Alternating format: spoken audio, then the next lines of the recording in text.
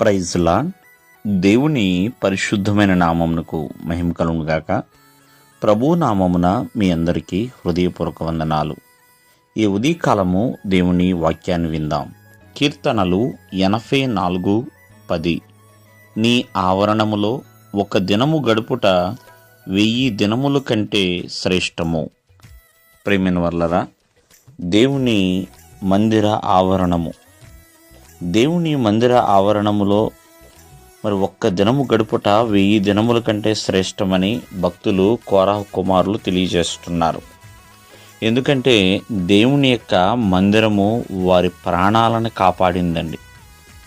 చూడండి, కోరాహు యొక్క అవిధేయత, కోరాహు చేసిన తిరుగుబాటును బట్టి కోరాహుకు సంబంధించిన ప్రతి ఒక్కరూ కూడా మరణించారు. కానీ కోరాహు కుమారులు మాత్రం ప్రభు సన్నిధిని ఆశ్రయించారు. ఆ మందిరం యొక్క గొప్పతనాన్ని వారు కలిగి ఉన్నారు. ఆ మందిరమునకు వారు ద్వారపాలకులుగా కూడా పనిచేశారు. మరి అటువంటి వ్యక్తులు అంటున్నారు, అయ్యా, ఒక దినము గడుపుట 1000 దినముల కంటే ఎంతో శ్రేష్టము. అంటే మనిషి తను జీవిస్తున్న దినములలో ఒక్క దినము మందిరములో గడిపితే మరి మందిరములో గడపని 1000 దినముల కంటే ఎంతో శ్రేష్టము అని ఇక్కడ మనం చూస్తున్నాం.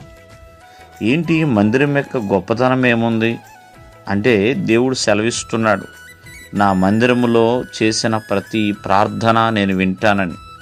దేవుని మందిరము ప్రార్థన ఆలయం అండి. ప్రార్థనను దేవుడు అంగీకరిస్తాడు. అందుకనే భక్తుడైన దావీదు కూడా అంటూ ఉంటాడు, చిరకాలము నీ మందిరములో నేను నివాసము చేసేదను అని. ఆ మందిరము నిర్మించాలని, దేవుని కొరకు మందిరము నిర్మించే వరకు కూడా నేను నా ఇంట్లో నేను నివసించను, మంచం మీద పరుండును అని ఒక తీర్మానం కూడా దావీదు తీసుకుంటాడు. ఈ రోజున దేవుని సన్నిధి ధన్యతకరమైనదండి. అందుకని మందిరంలో నివసించువారు ధన్యులు అని దేవుని యొక్క వాక్యము సెలవిస్తుంది.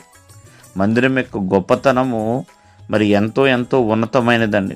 అంటే ప్రతి ఒక్కరి ప్రార్థనలు దేవుని మందిరములో ఆలకించబడతాయి. దేవుని మందిరములో సురక్షితము, క్షేమము ఉన్నదండి. ఎందుకంటే తన గుడారపు మాటున ఆయన ప్రతి ఒక్కరిని కూడా భద్రపరుస్తాడు, శాంతిని, సమాధానమును అనుగ్రహిస్తాడు. అందుకనే ప్రతి ఒక్కరు కూడా దేవుని సన్నిధికి రావాలి.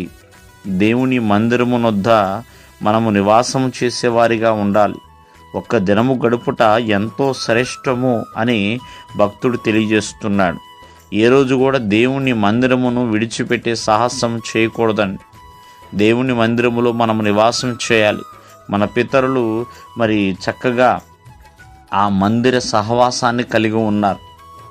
ఆనాడు హన్నా 84 సంవత్సరాలు దేవుని సన్నిధిలో, దేవుని మందిరంలో పరిచర్య చేస్తూ, రేయం పగళ్ళు చక్కగా దేవునికి సేవ చేస్తూ జీవించింది. ప్రియమైన వర్లరా, కావున దేవుని సన్నిధిలో గడిపే భాగ్యమును ప్రతి ఒక్కరికి దేవుడిస్తాడు.